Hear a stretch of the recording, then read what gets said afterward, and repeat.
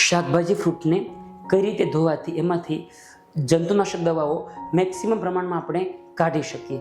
Doctor યંગનું એક research paper છે, એની વાત કરીએ. એમણે શાકભાજીને ધોયા વગર સાદા પાણીથી 2 મિનિટ માટે ધોવાનું, ક્લોરોક્સ કરીને કેમિકલ આવે ધોવા માટેનું કમર્શિયલ, એનાથી અને બેકિંગ સોડા એટલે કે સોડિયમ બાયકાર્બોનેટ, આ 4થી સ્ટડી કરીને ચેક કર્યું તો ખ્યાલ આવ્યો કે સૌથી સારું રિઝલ્ટ સોડા બાયકાર્બથી થાય છે. એવું કરવાથી આ જે પ્રમાણ છે એ ઘણું ઘટી જાય છે. અને તમે 24 કલાક પછી જે ચેક કરવામાં આવ્યું ને એમાં તો સોડા બાયકાર્બથી સૌથી વધારે સારું રિઝલ્ટ હતું.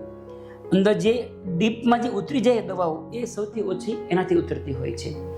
આપણે ટેબલના ફોર્મમાં જોઈએ તો શાકભાજી ફ્રૂટની જે ધોવાની મેથડ છે એમાં 2 મેથડ સૌથી ઇફેક્ટિવ છે. એક છે સોડા બાયકાર્બ, 10 થી 15 મિનિટ તમે રાખો તો ઓલમોસ્ટ 80 થી 95% જેટલું તમે કેમિકલ્સ કાઢી શકો.